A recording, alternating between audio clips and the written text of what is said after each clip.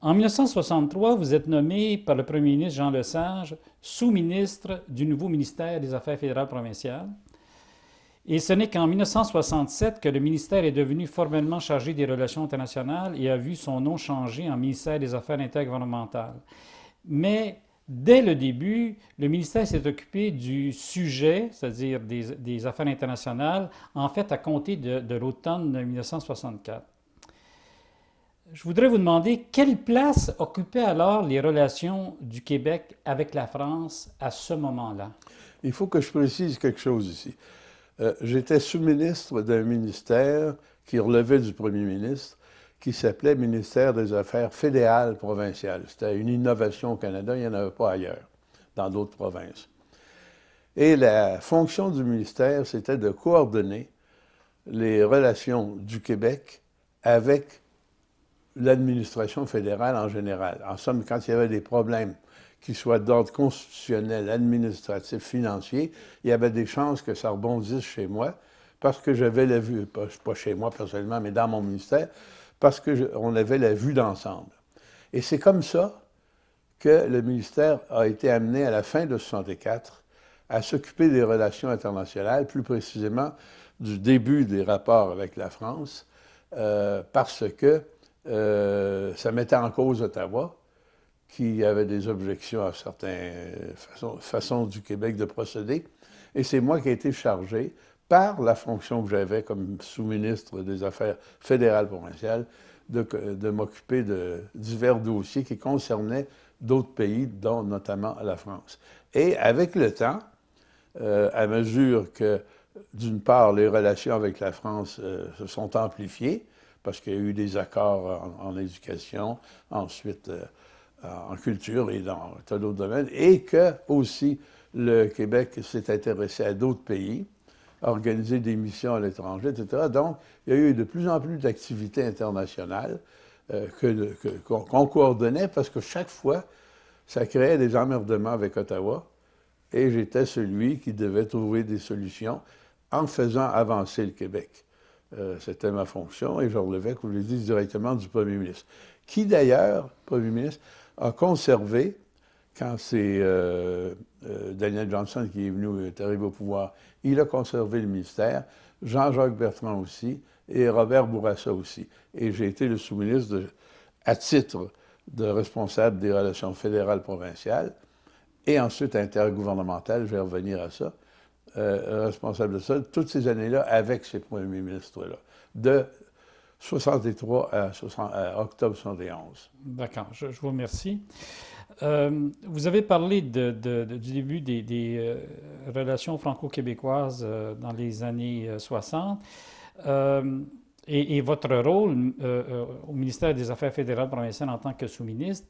Mais quel rôle jouaient les autres ministères qui étaient, dans certains cas, assez actifs? Je pense au ministère des Affaires culturelles, à celui de l'Éducation, celui de la jeunesse et celui de l'Industrie et du Là, commerce. vous parlez de quelle année, là? Je parle des années Au 60, de OK. 63 jusqu'à 70 environ. Bon. Alors, euh, au début, disons, on est en 64, 63, 64, c'est surtout le ministère de l'Éducation qui organise avec la France des programmes d'échange. Et c'est ça qui va devenir par la suite le cadre de l'accord franco-québécois en matière d'éducation qui sera signé en février 65. En même temps que le ministère de l'Éducation s'intéresse à des rapports plus poussés avec la France, dans tous les domaines, des échanges de professeurs, je ne sais pas, là, je ne me souviens pas du détail, en même temps que ça se passe, le ministère des Affaires culturelles, lui aussi, avec Pierre Laporte et Guy Frégault, s'intéresse à des rapports culturels plus poussés avec la France. Et ça avait même été une des préoccupations de Georges-Émile Lapalme. Donc, un autre ministère s'y intéresse. Ensuite, de fil en aiguille, je vous donne un exemple, le ministère de la Santé, il s'appelait comme ça à l'époque, se pose des questions sur la façon d'administrer des choses et c'est qu'en France, il y a des expériences. Le ministère de la Santé serait intéressé à avoir des rapports plus suivis avec la France pour comprendre s'il n'y a pas des idées qu'on pourrait piger là. Même chose pour les richesses naturelles. En somme, là, je parle toujours des années 64, 67, 68.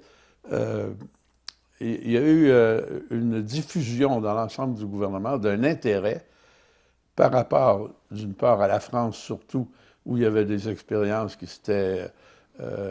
auxquelles on s'était intéressé, et d'autre part, peut-être aussi dans d'autres pays. Alors, il y a eu une croissance chez les ministères d'un intérêt envers ce qui se passait à l'étranger, une ouverture au monde, voir ce que les autres faisaient. Et pas rien que la France, aux États-Unis, en Grande-Bretagne, en Italie, enfin bon, il y a eu tout un réseau de délégations qui a été formé, bien là, j'anticipe peut-être. Alors, ça, c'est important de le dire parce que ça modifie la structure du gouvernement du Québec, c'est que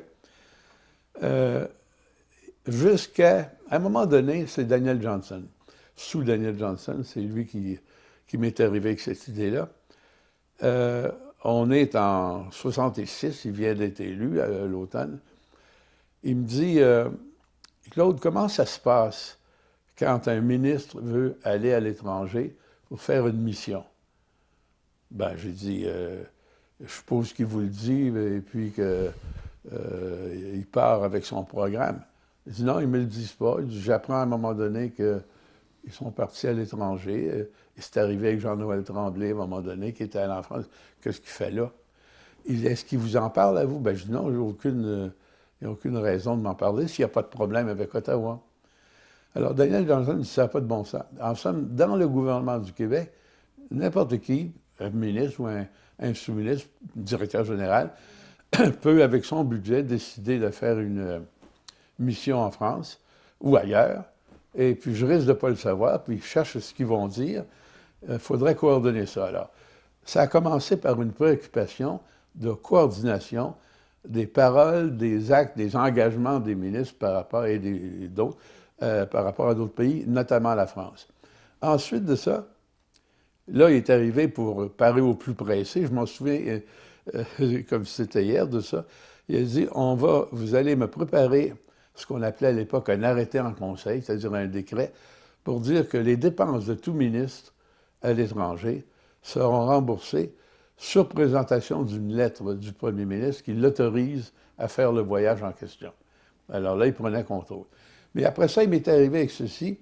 Il dit, il faut organiser ça autrement. Il faut que votre ministère, il y a André Patry aussi qui contribuait à sa réflexion, il faut que le ministère des Affaires fédérales provinciales prenne en charge la coordination formellement des relations du Québec avec l'étranger, où que ce soit dans le monde. Et c'est comme ça que l'idée, on n'avait pas de nom à l'époque, comment on va appeler ce ministère-là. Et je pense qu'on a trouvé dans le vocabulaire des Nations unies le mot intergouvernemental. Et puis, parfait. Alors, en avril 67, le ministère des Affaires fédérales provinciales est devenu ministère des Affaires intergouvernementales. Et là, j'ai eu, pas une dispute, mais des échanges assez vifs avec Daniel Johnson. J'ai dit, Monsieur Johnson, OK, vous voulez faire ça, mais moi, il y a quelque chose que je ne veux pas. Je vous le dis. Je ne veux pas que le nouveau ministère dont je suis, et si vous êtes d'accord, je serai encore le sous-ministre, soit chargé de l'administration des programmes d'échange. Pas plus qu'actuellement, on est chargé de l'assurance maladie parce qu'on s'occupe de rapports avec Ottawa. Alors, je veux je tiens à ce que l'administration des programmes, et je dirais la conception des programmes, relève des ministères. Moi, je ferai la coordination politique si besoin est, mais je ne veux pas administrer tout ça. J'ai été obligé quand même d'accepter, alors il a été d'accord là-dessus, surtout que ça permettait aux ministères qui étaient intéressés à mousser leur rapport avec l'étranger, à penser à des initiatives, tandis que si ça avait tout été centralisé dans le nouveau ministère, les fonctionnaires là-bas auraient attendu des suggestions venant de nous, peut-être, je ne sais pas. Là. Mais là où je n'ai pas réussi, mais c'est Johnson qui avait raison, pour les délégations du Québec à l'étranger, là j'ai parlé des programmes d'échange, mais les délégations du Québec à l'étranger, il a tenu à ce qu'elles soient sous l'autorité du ministère des Affaires intergouvernementales, et c'est ainsi que que lui est devenu, comme ministre, et moi-même comme sous-ministre, responsable des délégations du Québec à l'étranger. Et il y avait aussi une autre raison qui n'est pas connue du grand public. Quand un délégué général était nommé à l'étranger, ou délégué, je parle là, toujours des années 64, 65, bon. Il était nommé par, évidemment, décret du Conseil des ministres, donc, si on veut, par le premier ministre. Et ça a créé un problème qui était le suivant. C'est que les délégués qui venaient de temps en temps à Québec, pour des raisons quelconques, ceux qui étaient à l'étranger, évidemment, par définition, quand ils venaient ici, c'était automatique, ils demandaient à voir leur patron, le premier ministre. Et puis à un moment donné, le premier ministre a accepté une fois ou deux.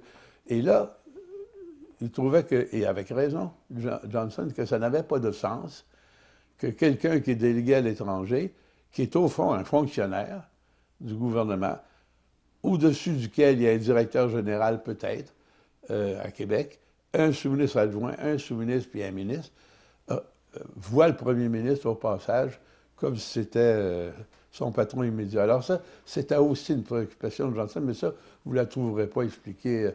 Je n'ai peut-être parlé dans un de mes livres, là, mais en tout cas, je le dis, c'était très terre à terre. Il y a souvent des décisions qui se prennent dans des gouvernements. Ça, j'ai appris ça. Et d'ailleurs, ça m'est arrivé à moi-même. Pour des raisons que, quand elles ne sont pas connues de l'extérieur, les gens qui analysent ça, les politicologues, trouvent des grandes considérations, alors que c'est souvent des faits très anodins, ou pas anodins, mais triviaux, qui déterminent des décisions qui deviennent importantes.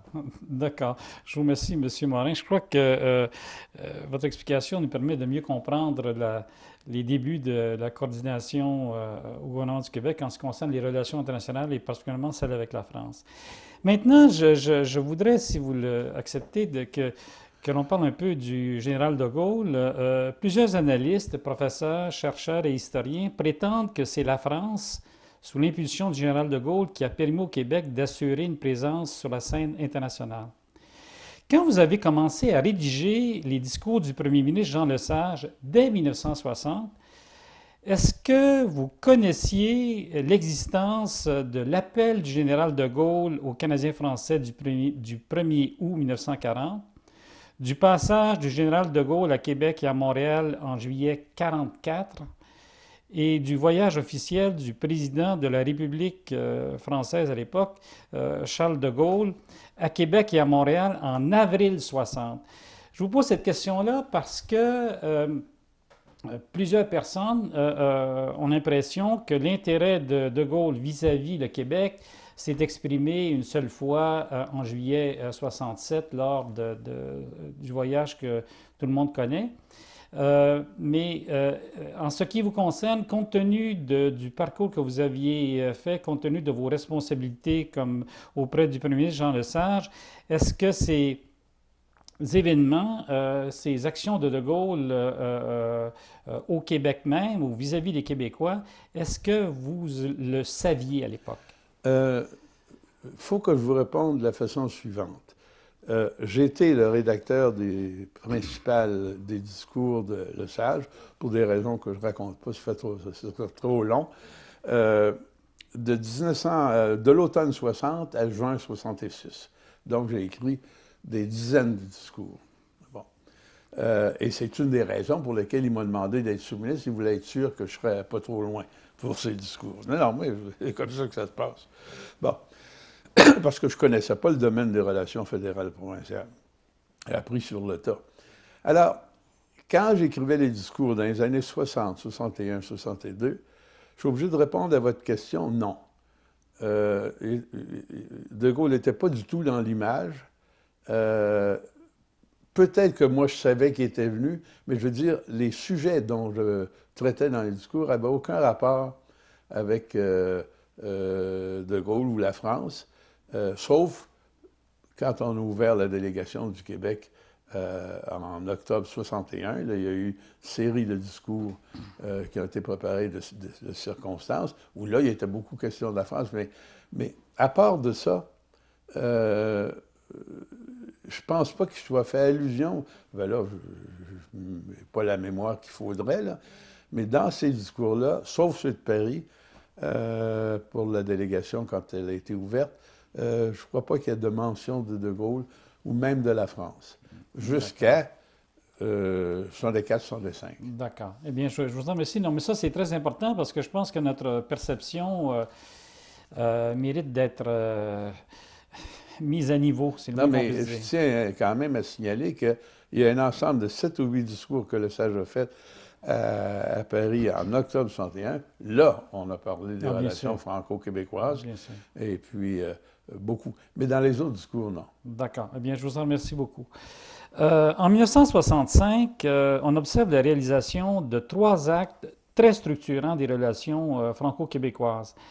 Il y a le 27 février 1965, qui est assez important. Vous y avez fait référence d'ailleurs dès le début de notre entrevue. Les représentants du gouvernement du Québec et celui de la France apposent leur signature à une entente en matière d'éducation qui prévoit notamment l'échange d'instituteurs et de professeurs ainsi que la formation de la Commission permanente de coopération franco-québécoise, qui est un instrument clé des relations entre la France et le Québec. L'autre acte structurant, c'est le 12 avril 65. Le ministre de l'Éducation d'alors, Paul Gérin-Lajoie, énonce devant le corps consulaire à Montréal ce que l'on a désigné comme la doctrine Gérin-Lajoie, c'est-à-dire l'exercice sur le plan externe des compétences internes du Québec. Et le 24 novembre 1965, c'est une entente en matière de culture que signaient les gouvernements de la France et du Québec. S'agissant des deux ententes, celle sur l'éducation et celle sur la culture, est-ce que vous avez été associé à leur conception et à leur rédaction? Je parle de l'entente sur l'éducation et celle sur la culture. D'accord. Je n'ai pas été associé à la rédaction. D'accord. Parce que la première entente, celle de février 65, c'était l'officialisation de rapports de fonctionnaires. Ça n'avait pas le format d'un accord international attendu que. Il y avait, oui, mais je veux dire, c'était pas du tout dans le format solennel qu'on a donné à ces textes-là par la suite. Donc, je n'ai pas du tout participé à la rédaction, ni au contenu. J'ai discuté avec Ottawa. Cependant, énormément, ça a été mon premier grand débat là, avec Ottawa. Sur cet accord-là, celui de mois de février 65, que Ottawa voulait, avant qu'il soit signé, avaliser et réclamait que la signature entre la France et le Québec ait lieu, mettons à Ottawa, ou en présence d'un ministre fédéral, ministre des Affaires extérieures, et de toute façon avec la permission d'Ottawa. Et ça, je me suis débattu en disant que c'était dans le domaine de l'éducation, que ça ne concernait pas Ottawa, qu'on nuisait en rien à la politique étrangère du Canada, et que non, on ne tolérera pas que le gouvernement fédéral avalise l'affaire. Et effectivement, c'est ça qui est arrivé. L'accord a été signé, et Ottawa a pris note, mais après, mais n'a pas... c'est pas, je dirais, c'est pas opposé publiquement, ça aurait eu l'air fou, mais je sais, qu'à l'interne, ils étaient furieux de voir qu'au fond, on avait signé un accord sans passer par toutes leurs exigences. Ça, c'est février 65. Je vais revenir au discours de Gérin-Lajoie, là, mais je veux tout de suite passer à l'accord de novembre 65 sur la culture. Ce qui s'est passé, mais c'est encore des questions assez triviales dans un sens, c'est que vous avez un accord entre la France et le Québec de février en éducation. Au ministère des Affaires culturelles, je me souviens très bien, Pierre Laporte me dit, et Frégault aussi, qui était sous-ministre, comment ça se fait qu'il y a un accord en matière d'éducation, mais il n'y en a pas en matière de culture? Ben, j'ai dit parce que peut-être pas nécessaire. Et là, finalement, j'en parle surtout au consulat de France à Québec, que le ministère des Affaires culturelles est intéressé à des accords avec la France en matière de culture. On fait quoi? Et la réaction de la France a été la même que la mienne, spontanément. Ben, c'est bien simple, on prend l'accord du mois de février, on ajoute un paragraphe pour dire que ça couvre la culture, puis bon, ça règle le problème. Ben non. Ah non, quand j'ai arrivé avec cette solution-là auprès de Pierre Laporte, et je ne sais pas si Frigo était là, mais Pierre Laporte, jamais, il dit, je veux un accord France-Québec en matière de culture. Je ne vois pas pourquoi on serait sous la coupe. Je raconte des choses internes, mais je ne vois pas pourquoi on serait sous la coupe de Paul Gérin-Lajoie, qui était le ministre de l'Éducation. Je m'en vais trouver le sage, qui n'était pas trop au courant de ça, et qui était mon patron. Puis là, je lui raconte ce que je viens de dire. Le sage, je n'ai pas besoin de ça. Qu'on ajoute lui aussi, un paragraphe, puis c'est ça qui aurait eu du bon sens. Pierre Laporte a rebondi chez le sage. Je ne sais pas comment ça s'est passé, mais en tout cas, le sage dit, d'accord, qu'il y ait un accord en culture si la France veut. Alors, j'en ai parlé à l'ambassadeur de France, ou au consulat, là, je ne me souviens pas des détails. Voulez-vous, êtes-vous d'accord? Oui, oui. Puis, d'ailleurs, Pierre Laporte en avait parlé lors de réception. Ils ont dit oui. Et effectivement, l'accord a été signé au mois. Et là, par exemple, le gouvernement fédéral l'avait su d'avance. Et le gouvernement fédéral a décidé d'intervenir de la façon suivante.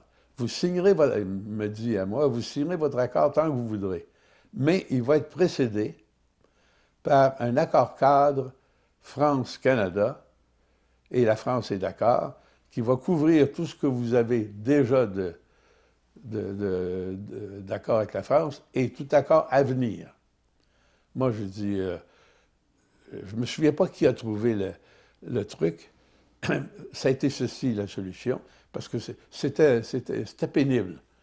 Et je discutais avec Marcel Cadieux, qui était sous-ministre des Affaires extérieures, qui n'était pas très commode. Alors, la solution a été la suivante. C'est une astuce. C'est que dans l'accord cadre Canada-France, c'est écrit, c'est pas les termes, mais c'est écrit, une province, je ne parle pas du Québec, peut signer des accords avec la France, soit en vertu de cet accord cadre, soit en vertu d'une entente ad hoc avec le gouvernement fédéral, autorisant les gestes. En d'autres termes, il y avait l'accord cadre, mais on pouvait aussi dire, non, pas votre accord cadre, on ne veut pas être soumis à ça, mais on est prêt à s'entendre avec vous pour une signature, si vous êtes d'accord, si on trouve les bons termes, etc. Alors, on a pris la deuxième voie, ce qui veut dire qu'on n'a jamais accepté d'être soumis à l'accord cadre. Évidemment, le fédéral a dit que ça revenait au même. C'est peut-être vrai, mais formellement, ça ne devait pas revenir au même parce qu'ils ont tellement insisté à Ottawa, mais ils n'ont pas réussi à ce qu'on signe en vertu de l'accord cadre. Alors, il y a un accord cadre qui a été donc signé entre la France et le Canada une semaine avant le nôtre. Le nôtre est signé à Québec entre l'ambassadeur de France et Pierre Laporte, mais pas en vertu de l'accord cadre, mais en vertu d'une entente avec Ottawa ponctuelle sur notre projet. Ah, d'accord, je vous remercie. Mais de toute façon, il est juste de rappeler que dans les ententes auxquelles vous avez fait référence tout à l'heure, il n'y a pas d'indication concernant une entente cadre avec le gouvernement fédéral, entre la France et le gouvernement fédéral, ni une entente ponctuelle entre la France et le gouvernement fédéral canadien. L'entente est signée directement... Elle est signée directement entre la France et le Québec. D'accord. Je vous remercie. C'est André... on n'a pas parlé du discours de Gérin-Lajoie. Justement, j'y arrivais. Alors, allez-y, nous vous écoutons. Paul Gérin-Lajoie, avec Pierre Laporte, était, et avant ça, il y avait eu Georges-Émile Lapalme, était très intéressé par les relations internationales, surtout avec la France, parce qu'il y avait des besoins en matière d'éducation. Bon. Et il avait à prononcer un discours devant le corps consulaire à Montréal. Je ne me souviens pas de la date, je pense que c'était en février, à peu près à la même époque, ou mars. C'était en avril 65. Voilà. Alors, André Patry lui prépare un discours que Paul Gérin-Lajoie aggrave, si je peux m'exprimer ainsi, en ajoutant ce qui deviendra la doctrine Gérin-Lajoie, que le Québec a le droit, dans le régime fédéral actuel, de signer des accords avec des pays étrangers dans les domaines qui relèvent de sa compétence et sans l'intervention d'Ottawa. Je résume en gros. Et ça fait hurler Ottawa. Mais ce qui est intéressant à savoir, c'est que c'est pas moi qui ai mis cela, c'est pas Patry, on était d'accord tous les deux, mais on a reposé, c'est pas le Gérin-Lajoie lui-même qui... alors, il s'est passé une chose, c'est que je pense qu'au mois d'avril, à cette époque-là, Jean Lesage était en vacances en Floride. Puis à l'époque, on n'avait pas le courriel comme aujourd'hui. Puis, et là, je me disais, il va revenir dans quelques jours.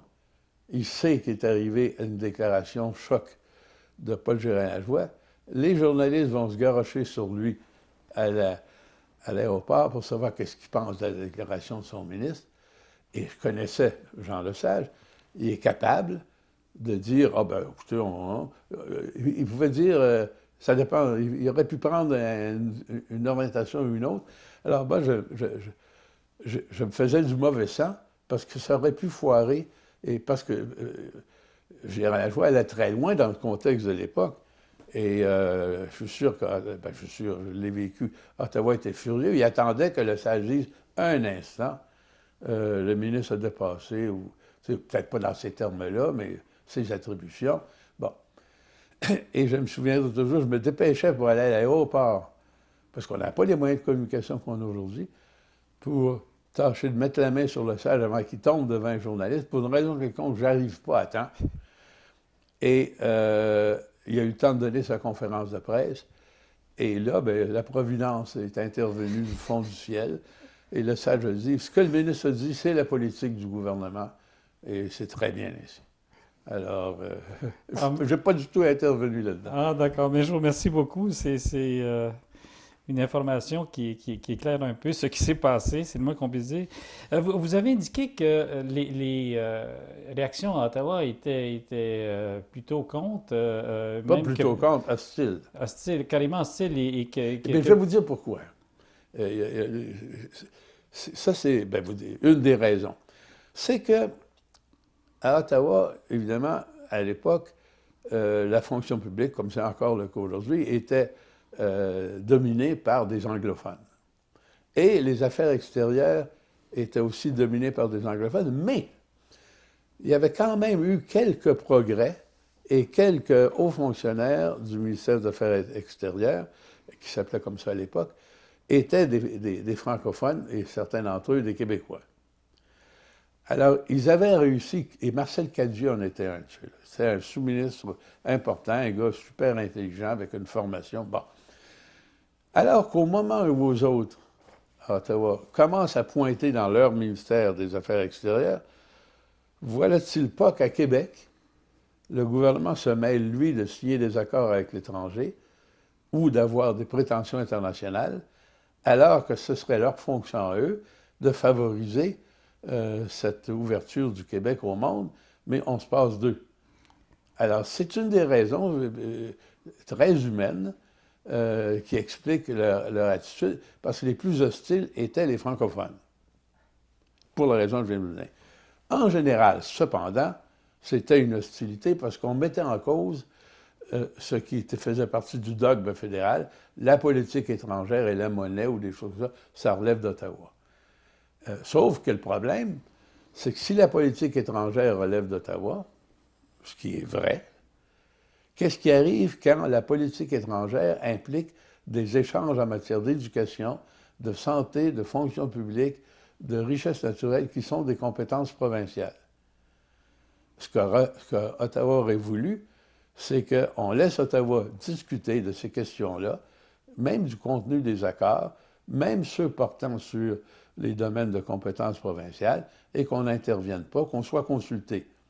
Mais si ça avait été le cas, si ça s'était produit comme ça, Ottawa se serait par la suite servi de son rôle dans la négociation d'accords internationaux dans des domaines provinciaux pour dire qu'il avait droit de regard aussi dans les domaines provinciaux, étant donné ses engagements internationaux.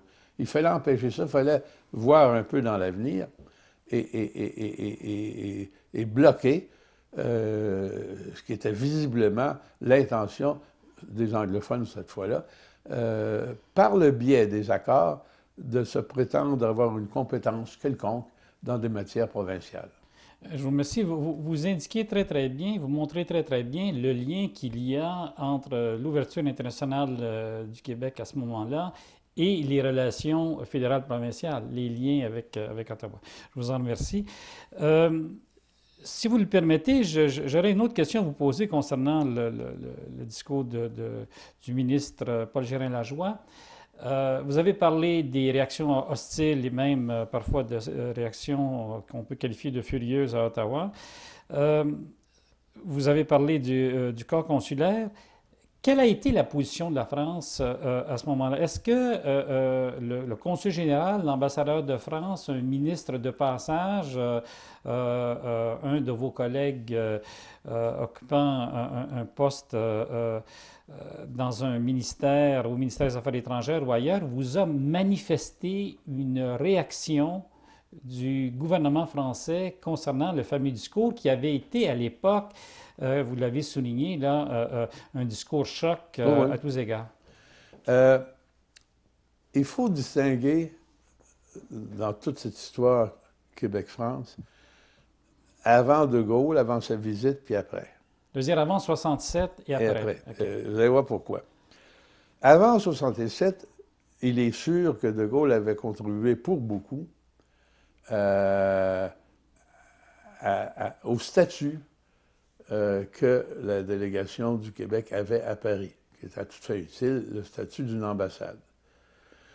Et le fédéral avait laissé faire, parce qu'on est en 61, ils n'ont pas idée de ce qui va s'en venir par la suite, et puis ils sont en relative bonne relation avec Jean Lesage, donc ça passe. Alors, donc, influence de Gaulle, là. Par la suite, jusqu'à toujours en 67, par la suite, moi, j'ai été en contact avec le consulat de France à Québec, et j'ai toujours rencontré de la part du consulat, et c'est la même chose, je pense, d'autres fonctionnaires, anciens fonctionnaires pour avoir le même témoignage, à la fois beaucoup de compréhension et de complicité. Disons qu'ils étaient d'accord avec tout ça. Pour une raison bien simple, c'est que ça valorisait aussi leur rôle. Bon, il faut tenir compte de ça.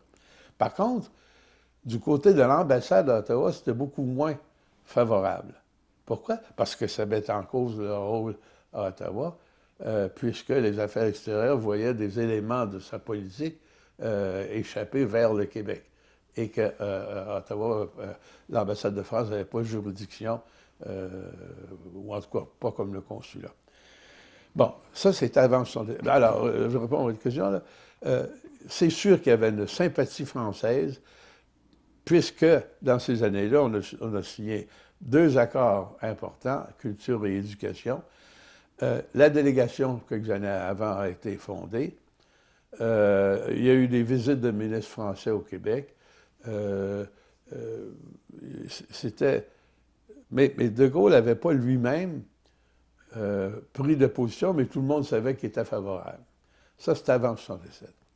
Après 67, quand il y a eu dit « Vive le Québec libre », c'était une autre époque, dans le sens suivant. C'est que là, le président de la France, donc son gouvernement, s'était officiellement déclaré en faveur de l'épanouissement du Québec, pour ne pas utiliser d'autres mots, parce que là, on peut faire des extrapolations. Et c'était devenu évident que la France était l'allié du Québec en ce qui concerne les aspirations internationales du Québec. Aspirations internationales avec la France, mais aussi avec la francophonie un peu plus tard, avec des conférences. Donc, la France et De Gaulle deviennent des associés, des complices. D'accord. Et c'est pour ça qu'on peut dire que une des raisons majeures de l'ouverture du Québec au monde, ça a été la France en général et De Gaulle en particulier. De Gaulle avait ses raisons à lui, là, quand je ne commencerai pas à analyser ça. D'ailleurs, ça a été fait par bien des auteurs. On s'est demandé ce qu'il avait dit par accident Vive le Québec libre ou ce qu'il avait pensé. Moi, je pense qu'il y avait pensé.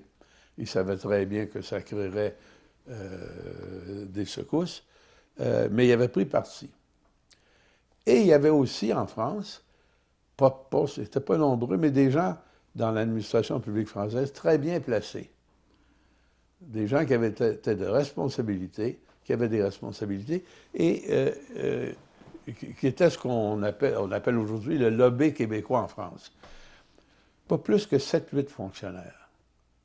Bien placés dans le sens qu'ils sont à des postes stratégiques où ils voient venir, où ils peuvent nous conseiller, ils peuvent nous dire « faites pas ça, ça ne marchera pas », ou Ottawa est contre ça, ou Ottawa va laisser passer ça. Enfin, ils ont été extrêmement utiles. Et ça, c'est... alors, mais ça, c'est avant 67 et après 67.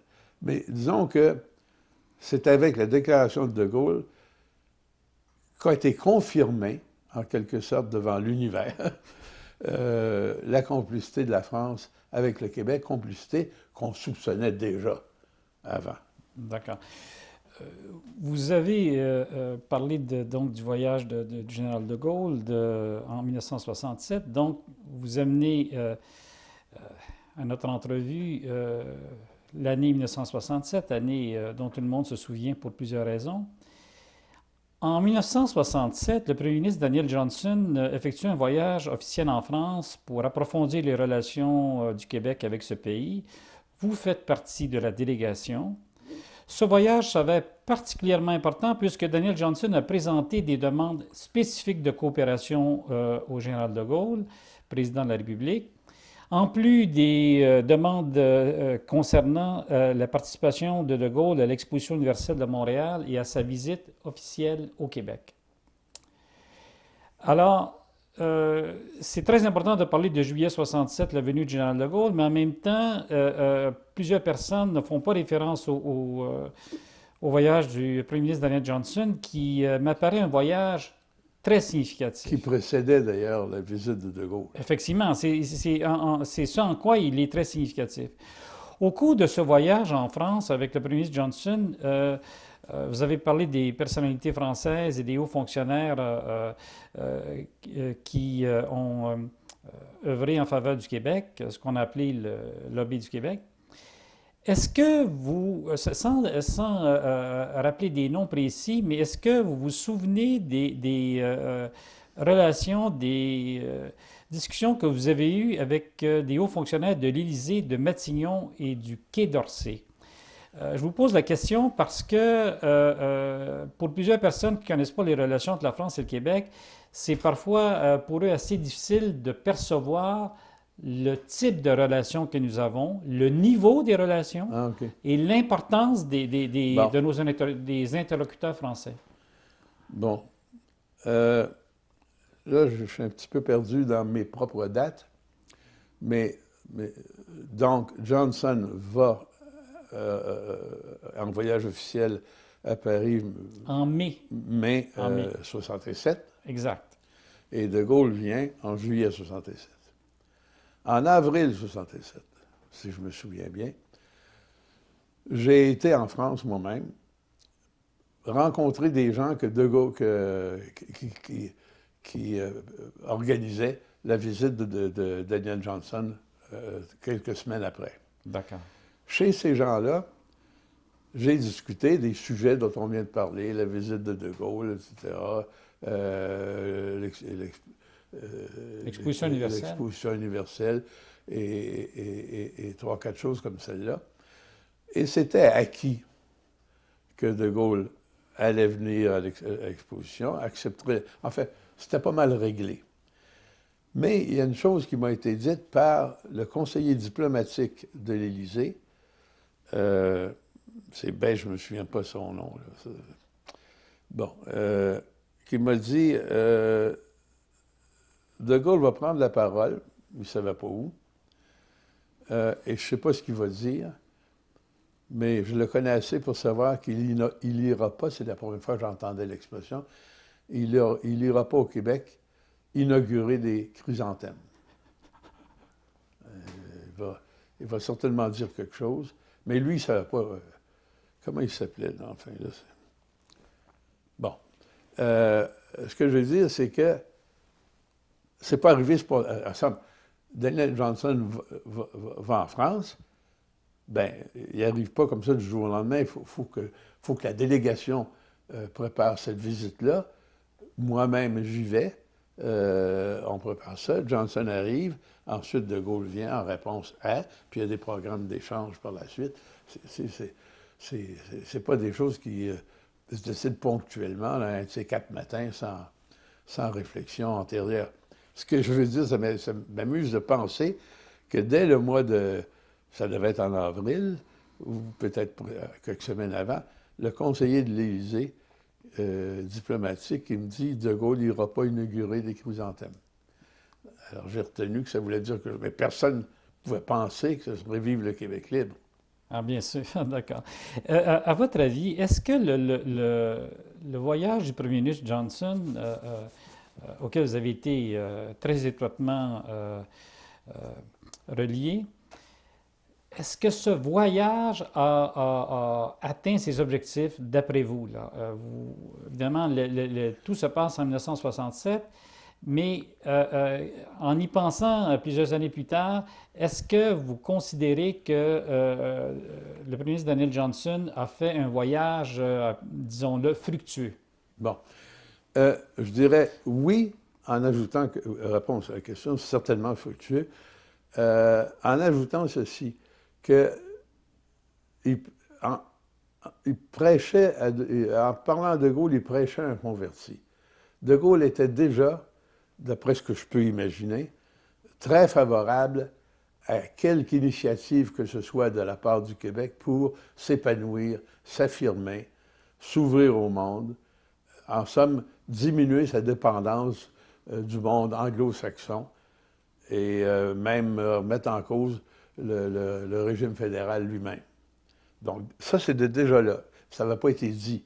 Alors, réponse double à votre question. Oui, le voyage de Daniel Johnson a été parfaitement réussi et a eu les résultats que Johnson voulait, avec un qui était un peu, je vais revenir tantôt, auquel il ne s'attendait pas. Et deuxièmement, il parlait à quelqu'un qui était déjà bien disposé. Il n'y a pas eu besoin disons, de le convertir comme ça. Il m'est arrivé, moi, des fois, quand j'étais ministre, de parler à des politiciens étrangers. Il fallait que je leur fasse l'histoire du Québec en 5 minutes pour qu'ils ne la connaissaient pas De Gaulle. D'accord, bien sûr. Est-ce que vous vous souvenez des relations avec vos homologues fédéraux avant, pendant et après la visite du premier ministre Daniel Johnson en France? Est-ce que vos interlocuteurs fédéraux ont montré des réticences ou est-ce que déjà ils commençaient à s'habituer à l'autonomie du Québec en ce qui concerne les relations internationales, au fait que le Québec entretenait déjà des relations directes et privilégiées avec la France? Est-ce que vos interlocuteurs fédéraux, en un sens, voulaient vous mettre des bâtons dans les roues? Quelle était leur attitude? Est-ce qu'ils étaient indifférents? Non, non, ils n'étaient pas indifférents du tout. A priori, ils ont constamment essayé de mettre des bâtons dans les roues, disons, de manière plus ou moins manifeste, mais ils n'ont jamais été favorables au genre d'ouverture au monde que le Québec pratiquait. Bon, ils ne pouvaient pas grand-chose parce que De Gaulle était plus fort qu'eux. Bon. Mais il se disait, De Gaulle ne durera pas toujours. Et puis ça reviendra à la normale éventuellement, ça va se calmer et il n'y aura pas de conséquences. Il faut dire aussi que de la part du Québec, on faisait quand même exprès, et on prenait soin, je devrais dire, de ne pas prendre des positions publiquement qui aillent visiblement à l'encontre de la politique étrangère du Canada. Ça ne servait à rien. Ça n'aurait rien donné au Québec, puis ça leur aurait donné, eux, une excuse de dire qu'on outrepassait nos compétences. Alors, mais c'était une hostilité larvée. D'accord. Oui, l'expression d'Ottawa. D'accord, l'expression résume bien la situation. Vous avez fait référence tout à l'heure à la visite du général de Gaulle en juillet 67. Comment l'avez-vous perçu, vous, cette visite-là, le discours, tout ça? Comment l'avez-vous perçu? Comment l'avez-vous vécu en ce qui vous concerne? Moi, j'ai eu une grande jouissance politique parce qu'il y a des gens qui me détestaient à Ottawa et réciproquement. Et quand j'ai entendu ce à quoi je m'attendais absolument pas, mais quand j'ai entendu De Gaulle dire « Vive le Québec libre », j'étais avec Andrew Nivasser, qui est un fonctionnaire fédéral. On était à l'Hôtel de Ville, pas loin derrière. Et puis, on s'est regardé. Et j'ai même pas eu le temps de lui dire. Je me suis dit à moi-même, quelle va être la réaction à Ottawa d'un tel, d'un tel, d'un tel. Et je me bidonnais intérieurement. Bon, d'une part. Dans les minutes qui ont suivi, j'ai vu que ça avait un impact parce que, après que le discours a été fini, Daniel Johnson et De Gaulle sont venus vers la foule, la centaine de personnes qui étaient derrière le balcon, dans l'hôtel de ville ou sur la terrasse derrière. Et il s'est dirigé, il nous a fait signe à 2 ou 3 d'entre nous. Il y avait Jean Loisel, Paul Chouinard et moi, je pense. Il nous a ramassés. Et je me souviens toujours de sa phrase et de son accent. Il dit « Ouais, on va avoir des problèmes. »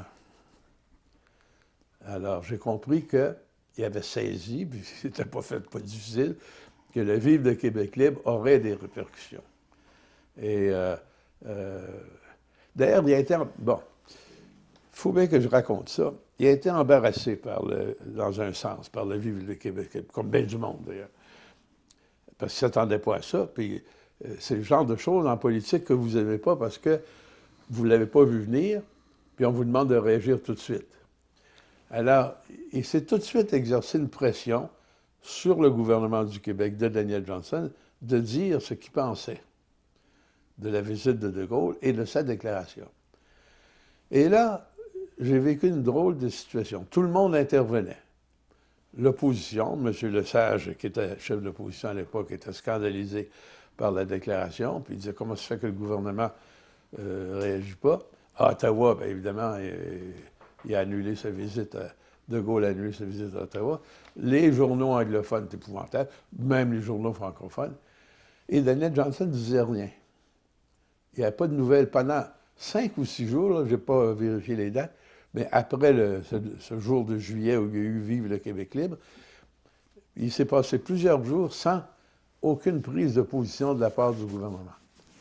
Et j'ai compris, parce que mon bureau est à côté de celui pas très loin de celui de la suite de Johnson, du premier ministre, et j'ai compris qu'il était embarrassé, il ne savait pas trop quoi dire, parce que il voulait voir par sondage comment les gens réagissaient. Puis finalement, le résultat de je ne sais pas si c'était des sondages scientifiques, mais peu importe, les échos qu'il a eus, c'était ceci. Les gens étaient en gros, ils ont aimé ça, Vive le Québec libre. Ce qu'ils n'ont pas aimé, c'est quand De Gaulle a parlé des Québécois comme des Français du Canada. Ça n'a pas passé. Le Vive le Québec libre, oui. Bon, mais déjà, ça rassurait Johnson un peu, mais il n'y avait pas de déclaration de presse. Moi, j'ai été le voir, coudonc, il va falloir que vous disiez quelque chose. Et ce que j'ai fait à ce moment-là, ah oui, ça, je l'ai raconté dans un livre. Ce que j'ai fait, j'ai préparé un projet de déclaration. J'ai dit, il va falloir qu'ils disent quelque chose, puis je sais ce qui va se passer, ça va presser. Et alors, j'ai préparé, tapé à la machine à écrire un projet de déclaration du premier ministre, dans lequel, comment est-ce qu'il allait se sortir, c'était ça ma question, comment est-ce qu'il pouvait intervenir sans mettre le feu aux poudres, parce que même dans son parti, Union nationale, il y avait des gens qui trouvaient ça exagéré, Vive le Québec libre. Alors, ce que j'ai écrit dans le texte, ce n'est pas les mots, mais c'est le général de Gaulle a, dans ses mots à lui, résumé ou fait allusion ou évoqué le désir d'affirmation que les Québécois manifestent depuis quelques années, quelque chose dans ce genre-là. Mais l'important, c'est dans ses mots à lui. Alors, j'ai apporté ça à Daniel Johnson. Si vous faites quelque chose, là, si vous dites quelque chose, bien, il y a un projet, vous pouvez le massacrer si vous voulez. Et il l'a pris. Il a fait une il l'a déclaration accepté. après tout le monde. Il a été le dernier à faire une déclaration. D'accord. Mais remarquez que je ne suis pas en train de critiquer indûment. C'était lui qui était dans la position la plus difficile. C'était facile pour le premier ministre de Saskatchewan de dire n'importe quoi. Pas lui. Non, tout à Alors, il fait. avait raison mais j'ai vu qu'il ne s'y attendait pas, qu'il était embarrassé. Ah, d'accord. Euh, Quelle relation aviez-vous avec les responsables français à ce moment-là? Plus précisément, est-ce que le consulat général de France, est-ce que l'ambassade Bon. de France à Ottawa ont communiqué avec vous pour, comme on dit souvent dans le cadre de telles déclarations, pour expliquer la déclaration, la mettre en perspective, ou vous mettre en garde, ou vous expliquer un certain nombre de choses? Non, pas de la part de l'ambassade à Ottawa. Et ça s'est fait vite. Hein? D'abord, on est en plein été, il y avait des gens qui ne sont pas là au mois de juillet. Non, il n'y a pas eu, je me trompe peut-être, mais il n'y a pas eu de démarche particulière de la part du consulat de France à Québec pour dire, ben, faites attention. Non, non, non, non. J'imagine qu'ils savaient comment on allait s'en sortir. Et eux-mêmes, ils ne savaient pas. Ils ne s'attendaient pas, eux autres non plus, les Français du consulat. Bon. Alors, il n'y a pas eu de conseil de leur part, ni rien. Mais il y a quelque chose qui s'est passé au consulat, ou qui concerne le consulat, qui lui est capital. C'est qu'après sa visite, dans la foulée de son passage, là, De Gaulle a décidé de donner l'autonomie au consulat de France à Québec, qui ne relèverait plus de l'ambassade de France à Ottawa. C'est-à-dire que le consulat de France à Québec faisait ses rapports directement au ministère des Affaires étrangères en France, sans passer par l'ambassade à Ottawa. Parce que normalement, il y a une relation hiérarchique. L'ambassade, les consulats, etc. Alors là, il a établi, De Gaulle, il a donné un statut au consulat de France à Québec, selon lequel le consulat communiquait directement avec... Et il a mis, quelques mois après, nommé comme consul général, Pierre de Menton, qui est un ami de sa famille et très sympathique au Québec. Alors, il avait décidé là, d'affirmer le Québec à sa façon, en faisant que son consulat à Québec devienne à toute fin utile comme une ambassade et communique directement avec le ministère des Affaires étrangères. Et ça, c'était un cas unique. Ce qui confirmait, appuyait les relations directes et privilégiées entre la France et le Québec Ah ben à ce oui. moment-là. Toujours en 67, le 14 septembre, sont signés ce qu'on a appelé les accords Perfit-Johnson, qui apportent vraiment un souffle nouveau aux relations entre la France et le Québec.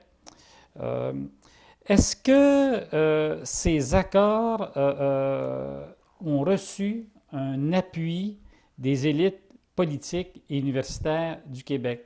Parce que certains considèrent que les relations entre la France et le Québec, aussi intéressantes et fructueuses soient-elles dans beaucoup de domaines, sont souvent considérées comme étant l'apanage de hauts fonctionnaires des ministères à Québec, du premier ministre, de certains ministres, mais qu'à certains moments, les élites politiques en général,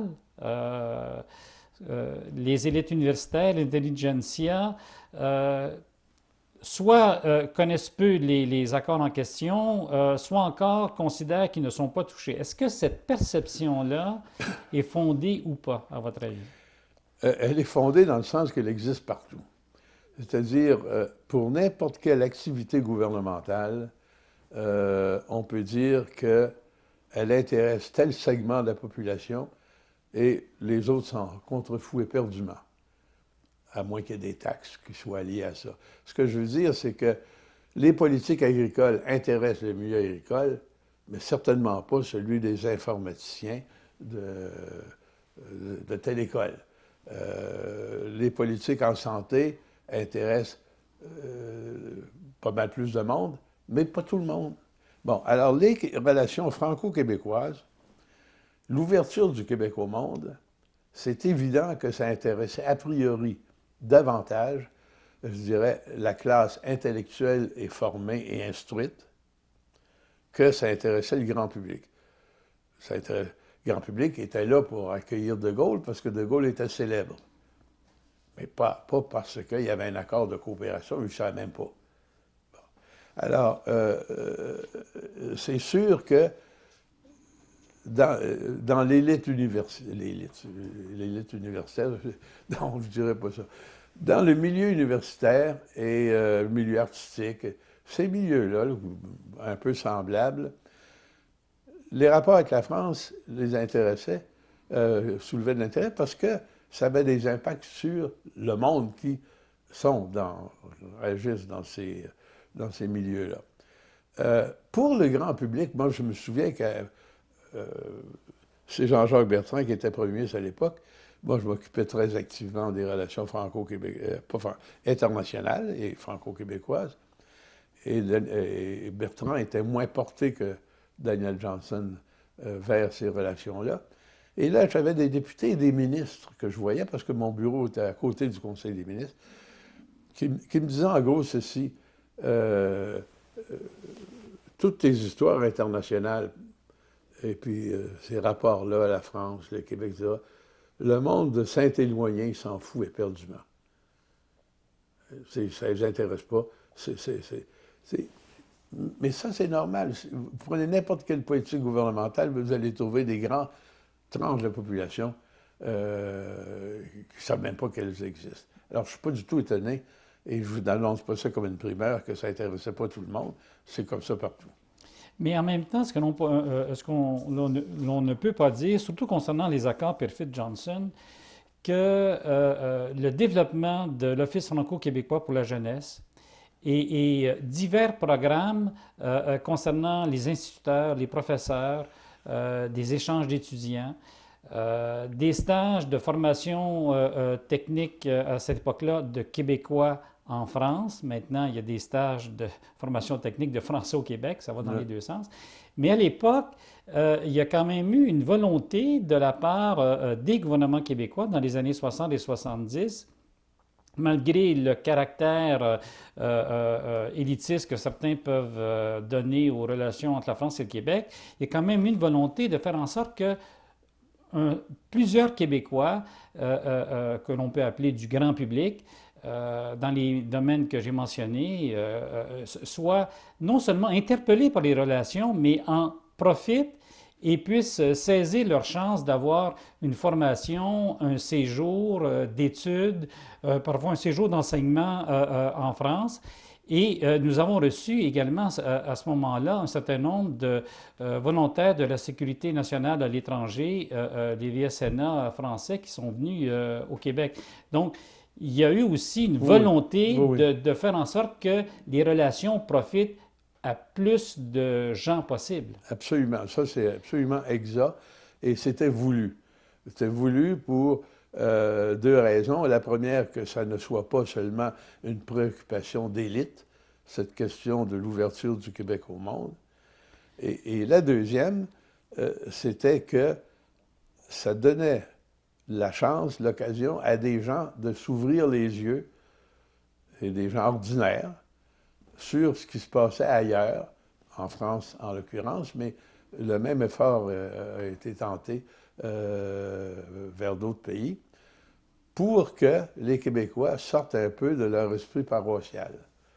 Ça faisait partie du dessein politique. D'accord. Maintenant, si nous parlions un peu de la francophonie, parce qu'il y a eu un lien assez étroit au début et encore maintenant entre la France et la francophonie. En février 68, le Québec a assisté seul à la conférence de Libreville qui regroupait les ministres de l'éducation des pays africains d'expression française.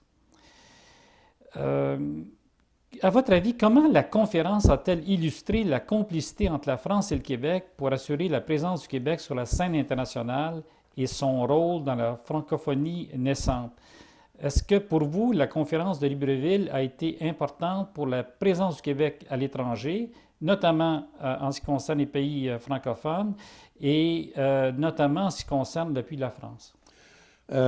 C'est une illustration parfaite de la complicité Québec-France, cette réunion de 68, Libreville, au Gabon. Je vais vous résumer ça d'une façon, je dirais, peut-être cavalière, mais il y a des Français, je pense que c'est Philippe Rossillon et Bernard Dorin, qui étaient évidemment appuyés par De Gaulle, qui ne suivait pas le détail de tout ça, là, qui ont, au fond, dit au Gabon, qui était l'hôte, invitez le Québec à votre réunion internationale où la France sera de ministre de l'Éducation, mais pas à Ottawa.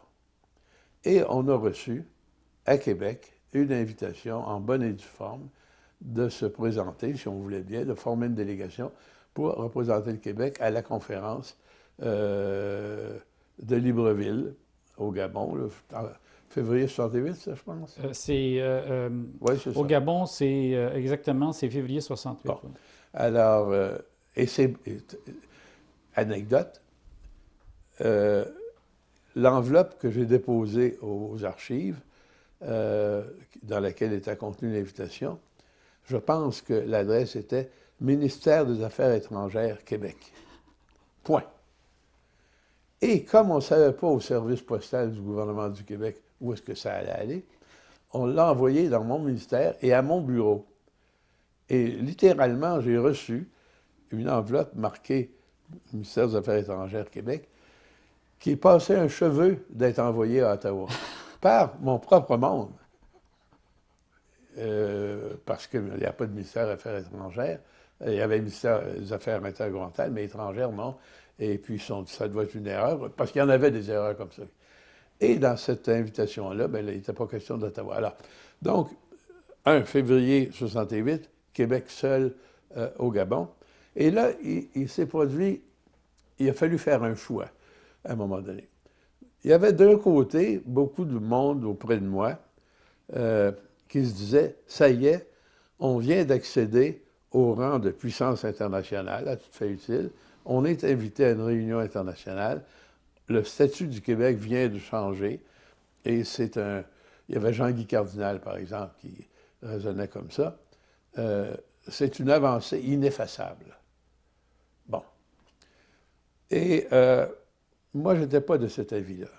Je me dis, il y a une réunion toutes les années ou toutes les 2 années. OK, cette fois-ci, parce qu'un tel et un tel sont intervenus auprès du Gabon, on est invité seul. Le Canada fédéral ne laissera pas faire. Il va se promener en Afrique avec de l'argent distribué et des cadeaux. Il va montrer, il va expliquer pourquoi c'est impossible que le Québec ait un État fédéré soit représenté au niveau international. Ce n'est pas un pays. Alors, Ottawa avait des arguments qui, à la longue, pas l'année suivante, mais et surtout quand De Gaulle ne serait plus là, ferait que le statut de 1968 finirait par disparaître. C'est-à-dire, en d'autres termes, on sera invité, mais à titre de membre de la délégation du Canada. Alors, là, je me suis dit, on ne pourra pas continuer comme ça des années de temps. Et je savais qu'Ottawa voulait qu'on s'entende parce que c'était disgracieux, ces histoires-là. Puis, bon. Et là, l'idée nous est venue d'un compromis avec Ottawa. Un compromis dont le gouvernement du Québec était parfaitement conscient, puisqu'on en a discuté avec Daniel Johnson et d'autres. C'était ceci. C'était, OK, on va être d'accord que le Canada soit invité à cette réunion-là. Les autres réunions. Pas Libreville, c'est fini. Mais Niamey, par exemple, la prochaine. Mais à la condition expresse. 1. Que le Québec soit aussi invité directement.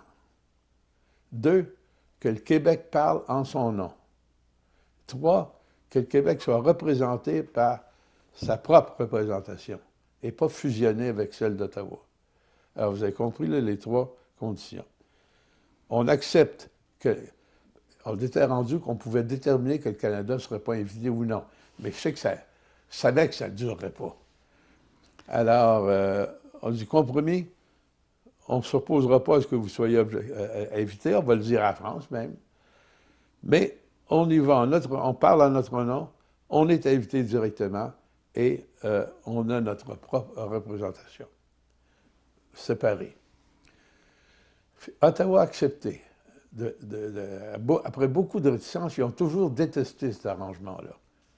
Bien là, moi, je me félicite aujourd'hui qu'on l'ait eu parce qu'il a permis cet arrangement-là de devenir le modèle de la présence du Québec au sommet de la francophonie des chefs d'État et de pays de gouvernements francophones. Tandis que si on s'était entêté, comme d'aucuns voulaient qu'on le fasse, à refuser et à intervenir auprès de la France pour que le Canada ne soit pas invité parce que la France avait une influence énorme sur ses anciennes colonies en Afrique, la France pouvait faire refuser le Canada. Mais à la longue, même la France n'aurait pas pu empêcher un pays africain quelconque d'inviter le Canada. Et là, on n'aurait pas été invité. À la longue, toujours. Sur 3, 4, 5 ans, 6 ans. Il s'agissait, au fond, d'un tien vaut mieux que deux tu l'auras. Alors, mais j'en parle parce que ça m'a été reproché sur le coup d'avoir été d'accord avec ça. On a dit on était parti pour être un État souverain à toute fin utile à ces réunions internationales, puis tu es allé accepter que le fédéral soit présent. J'ai dit, le fédéral, il y aurait été de toute façon. Il y a bien plus d'argent que nous autres pour aller acheter son siège aux réunions internationales. Alors ça, je voulais ajouter ça comme précision.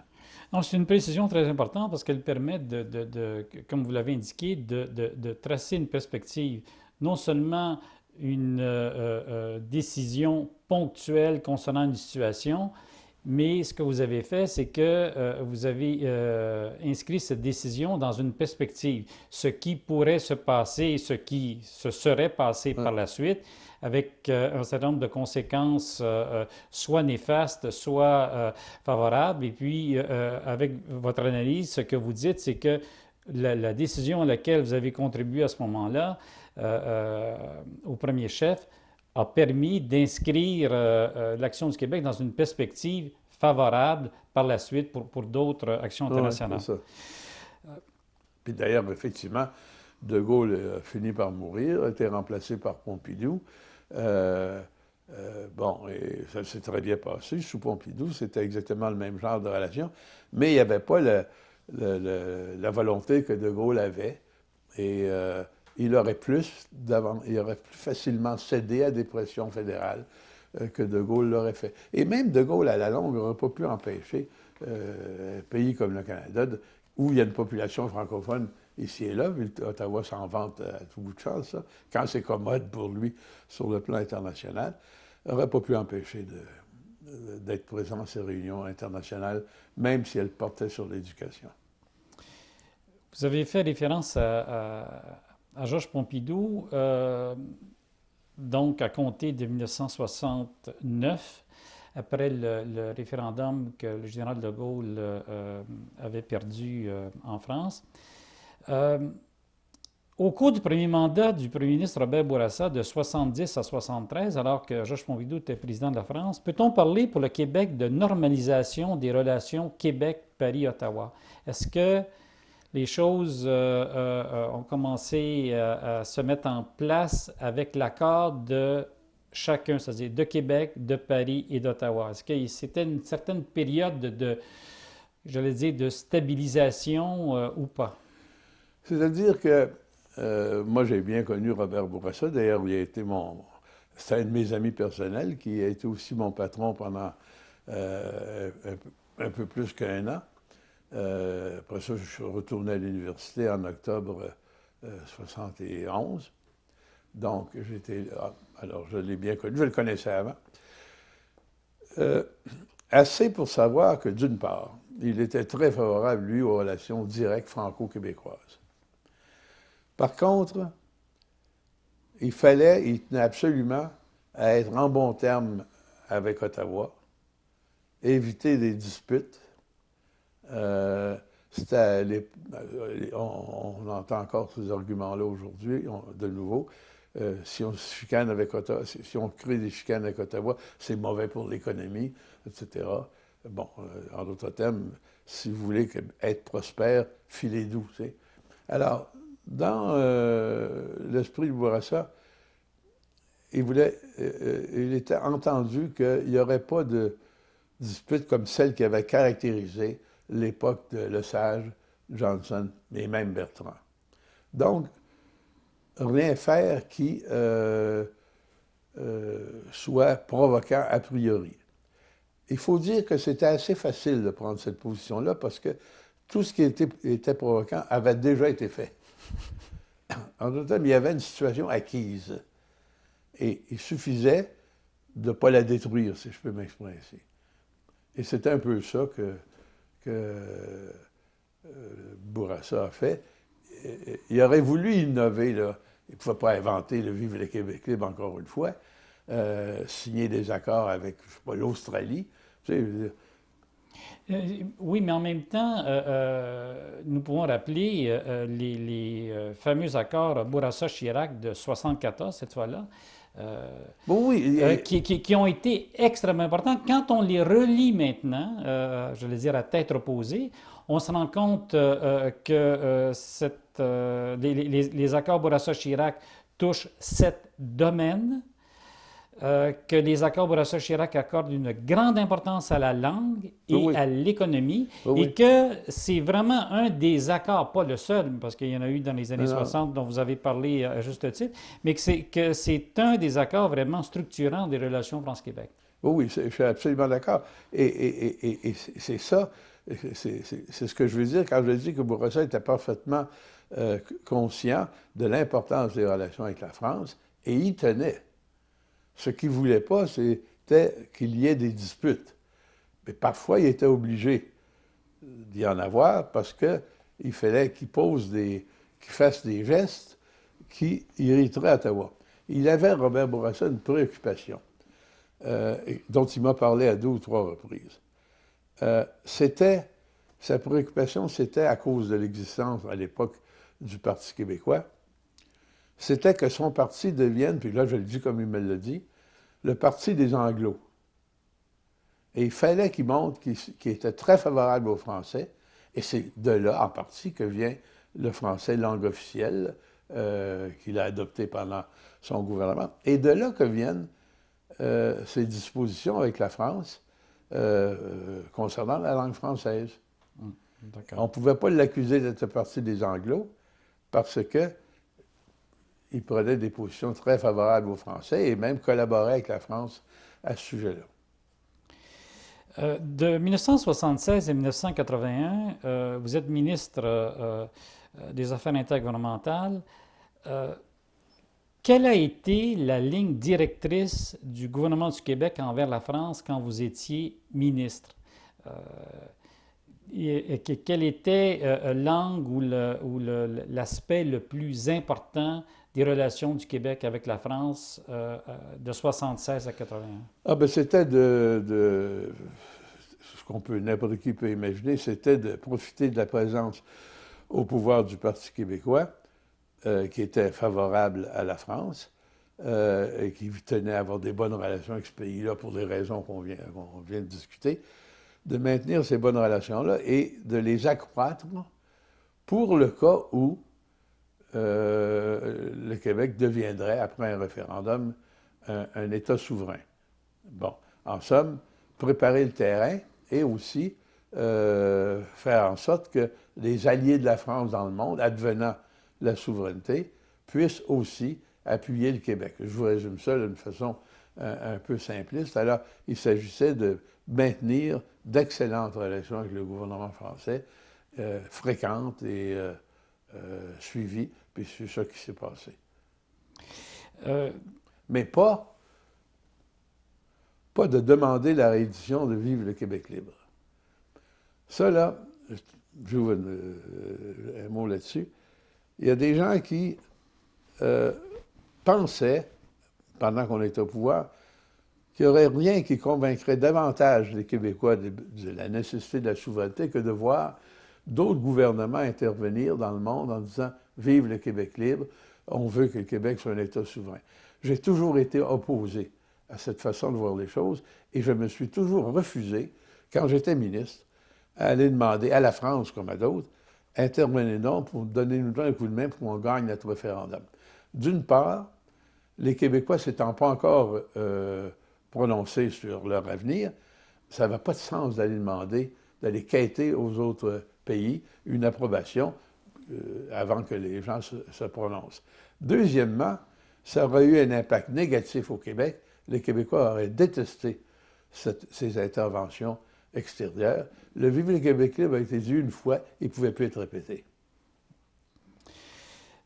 Au cours de cette même période, est-ce que, en tant que ministre, c'est-à-dire à compter de 76, est-ce que vos interlocuteurs français ont changé par rapport à ceux que vous aviez auparavant? Évidemment, ils ont changé parce que vous étiez ministre, donc vous aviez des relations avec des ministres.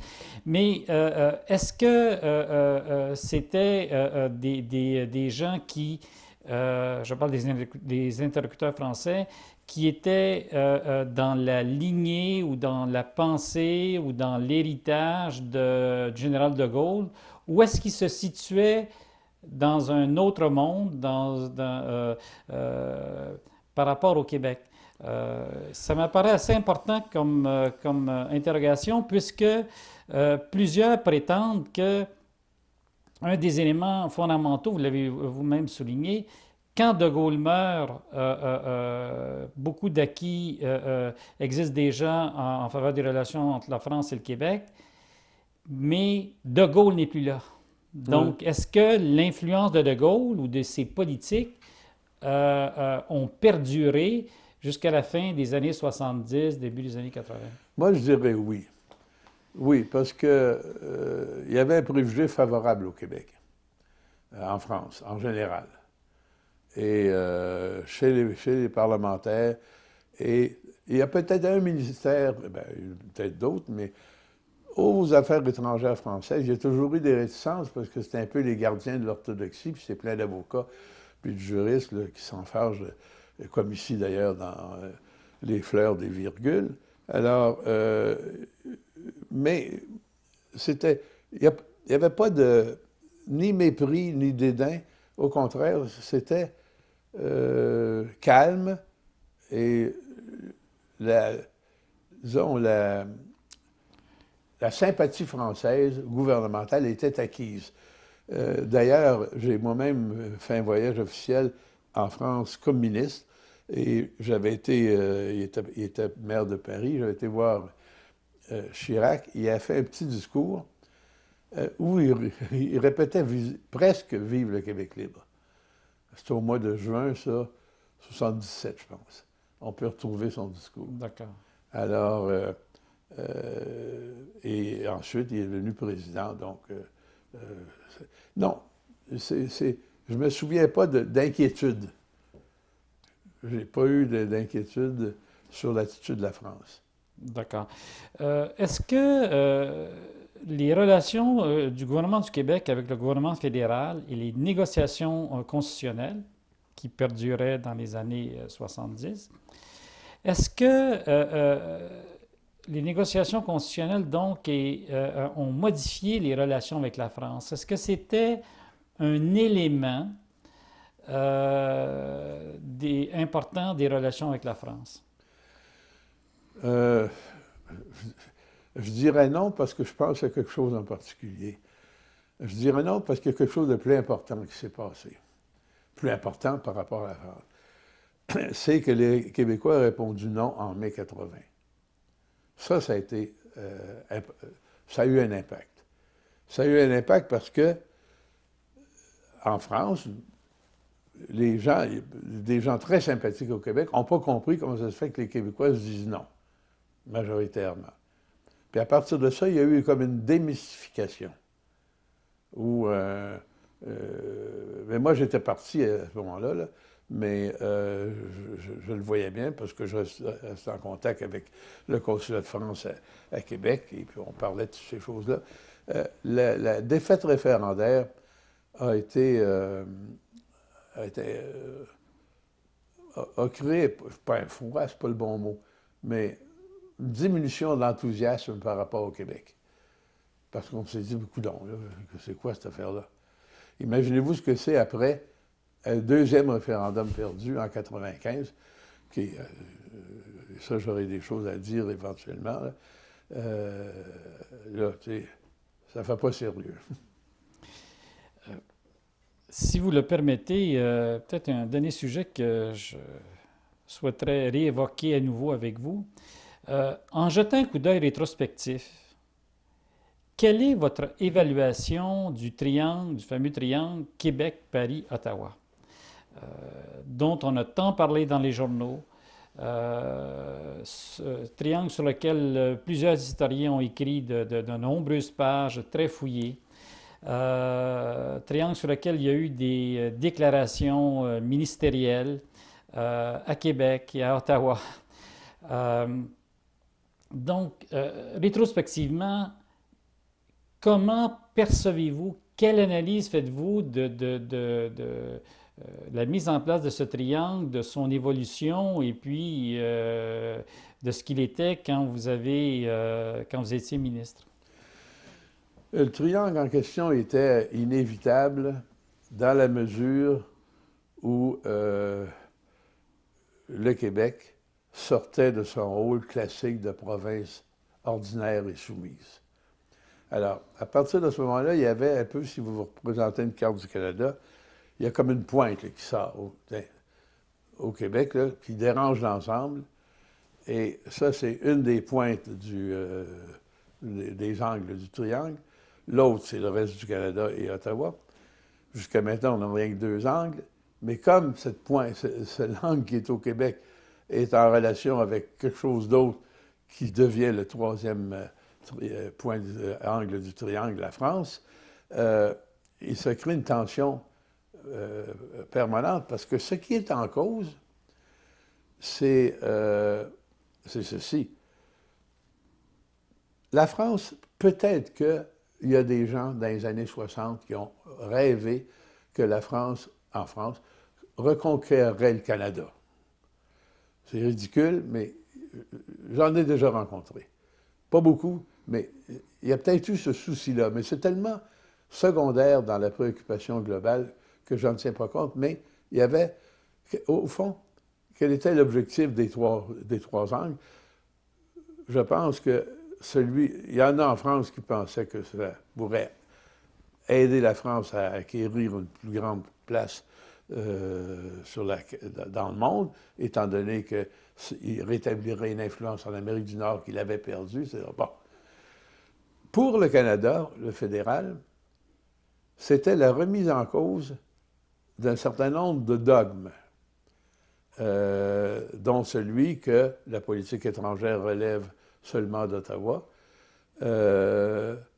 dont le fédéral est le représentant de tous les Canadiens, y compris des Canadiens français du Québec et de ceux des autres provinces. Et ça mettait en cause le rôle nouveau que voulait se donner un certain nombre de Canadiens français à Ottawa au ministère des Affaires extérieures. Donc, il y avait une hostilité par rapport, évidemment, au comportement du Québec et une hostilité à l'appui que la France apportait au comportement du Québec. Au Québec même, il y avait plusieurs motivations aux relations internationales. Il y en a une, on n'en parle pas souvent, mais il y avait vraiment des besoins. On avait besoin de certains techniciens spécialistes qu'on n'avait pas au début des années 60, on allait les chercher ailleurs. Or, c'était quand même pas pour aller les chercher au Japon. Il y avait la France qui était disponible. Alors, ça, bon, besoin. Il y avait aussi une autre raison qui était d'affirmer les compétences du Québec. Alors, si on ne s'occupe pas du volet international de nos compétences internes, c'est le fédéral qui va s'occuper du volet interne de nos compétences externes. Je ne sais pas si vous voyez ce que je veux dire. Tout à fait. Alors, il y avait une défense de l'autonomie québécoise aussi. Et il y avait aussi, comme préoccupation, chez ceux qui étaient souverainistes, l'idée que, ben, vu qu'on va devenir un État souverain un jour, ben, c'est aussi bien de prendre de l'expérience pour quand le moment sera venu, et par conséquent, ayons des relations avec l'étranger, et naturellement, surtout avec la France, qui est plus proche de nous. Voyez-vous, en somme, des raisons très pratiques, des raisons de défense et des raisons d'initiative pour le cas où on deviendrait un État indépendant. Puis aussi, bien, il y a le fait que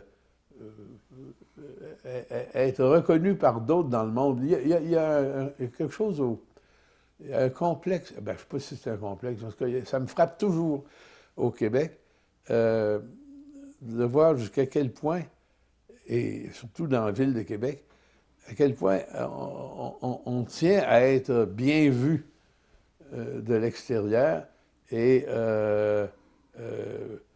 n'importe qui se manifeste ou quelque chose de bien que fait le Québec et que les autres reconnaissent, ça nous fait plaisir. On a besoin d'être réconfortés. Il y a eu les traumatismes de la conquête, vous allez me dire, ça fait longtemps. Oui, mais il y a eu des conséquences. Alors, par conséquent, dans cette perspective-là, le fait que le Québec fasse quelque chose d'assez spécial, c'est-à-dire qu'il ait des relations avec les autres pays alors que normalement il ne devrait pas, étant donné une province, bien, c'était quelque chose qui relevait, comme je l'ai dit dans le titre d'un de mes livres, de l'art de l'impossible. Ça s'est fait quand même. Et alors voilà, je ne sais pas si j'ai bien répondu à votre question, là. Oui, tout à fait. Je vous remercie de nous avoir accordé une entrevue. Votre témoignage, comme je l'ai indiqué au début, est important pour nous pour la suite des choses, pour permettre à ceux qui s'occupent maintenant des relations internationales du Québec, pas seulement au ministère des Relations internationales, mais dans d'autres ministères, dans des sociétés d'État, ou encore même, voire dans le privé, puissent comprendre ce qui s'est passé, comment les choses se sont mises en place, comment ces relations-là ont pris forme.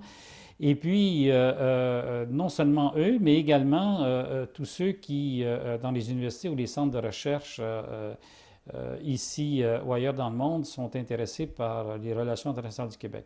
Alors, je vous remercie très sincèrement de votre témoignage, M. Ça Morin. m'a fait plaisir et si ça peut être utile à quelqu'un, ben, alors je suis bien content. Merci beaucoup.